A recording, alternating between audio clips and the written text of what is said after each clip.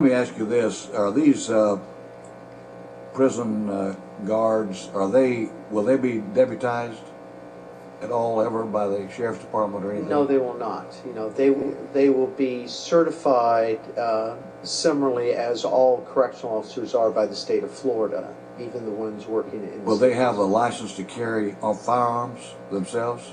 The ones that will certainly have that, but there will be relatively few. Those people will only be generally on the outside of the building, on the perimeter. People on the inside of the facility do not carry firearms. What about it? Of course, anybody can carry one. You'd have no prohibition against them arming themselves in their homes, do you?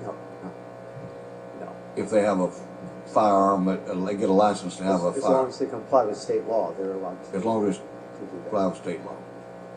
But so if they go home in an urban setting, yes, many of them know the danger if there is one, and they'll be prepared and be very helpful. They'd be good to have in the neighborhood, wouldn't they? Yes, I mean, the areas around a prison are maybe counterintuitively much safer than any other areas because there's such a large security presence around that facility. And our history about what happens if there is ever an escape, and some of our facilities have never had an escape, but if there is ever an escape, those people generally are out of there. They want to leave the area, and it's usually to go to their parents' homes or their girlfriends' homes or their wives, and that's where they're always found. In our 15 years, we have probably had less than a handful of escapes at our 3 facilities. Turnover is probably in the 20 to 30%. It's not the 50% that the gentleman is referring to. So it's particularly going down right now because of the downturn in the economy. People are looking for jobs. Well, that is a marvelous thing that we are concerned about security, and we should be. I don't know. I'm just paraphrasing here a little bit, but I took some notes during that clip, and Broxton says to get your guns. If I was going to write a story, that's what he said. Because things happen. That's what he said, and everybody around there should be prepared. So, I guess your chairman wants you to get a gun and be well trained in it because things are going to happen.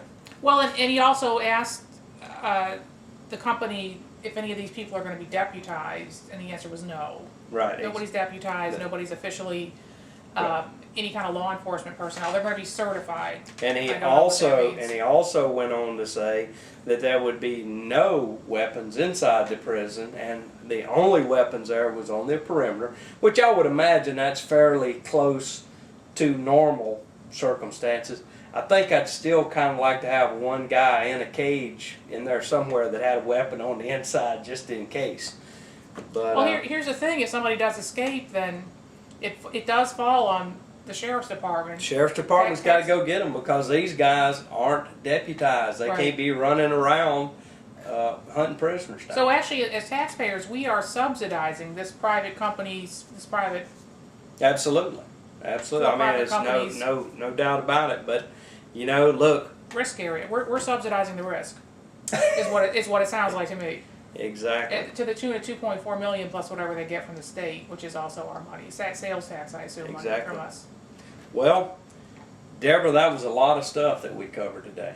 I also asked, now this is not in the area of security, but I also asked Team Santa Rosa President Ed Gray whether he was concerned that this kind of industry would perhaps keep other industry from wanting to come in. And according to Team Santa Rosa, they think that the infrastructure that they're going to put in will be the $2.4 million worth of infrastructure. That's going to draw industry, and also that Cindy Anderson, who's the director of Team, reiterated the idea that this will make the area so secure that industry would, because they've got all these police and all these law enforcement personnel around, that this would be a draw for industry. Okay, well, everybody's entitled to their opinion. Time will tell. Sure it is. Well, another hopefully our viewers think it was a good show. This is really got heated this week, and we were glad that we're able to show you that. As always, the horsefly is going to have a few comments here at the end, but Deborah, thanks for all the work that you did on this. Thank you for getting up out of your chair and in trying to elicit a response through the media. So, Good night. good afternoon, ladies and gentlemen. This is your old horsefly here, and you know, I've noticed something in this election cycle. Been a lot of sour grapes. There's winners and there's losers, and it just seems like there's a certain attitude that's developing amongst those that lost re-election. I would point out to you that in this week's story says face of county commission to change. And I want to read a quote to you from Commissioner Tom Stewart. I knew about 2 months out before the primary there was not much chance of getting re-elected, said Stewart. Voter apathy this election left the decision to a group of naysayers who, no matter what, the county commission could not please. Naysayers, eh? Is that what it is, Commissioner Stewart? Naysayers? Naysayers? Let's go over the list. In the district, in the polling place of Berry Hill, was that naysayers that voted overwhelmingly to defeat you? What about Pace, your hometown? Was that all naysayers that kicked you out of office? What about Pea Ridge? Seems like you're living out there near Pea Ridge. Was that the naysayers that kicked you out of Pea Ridge? Well, let me go down the list. Woodbine, right next to your house. Is Woodbine full of naysayers? Pine Terrace, actually on the edge of where you live.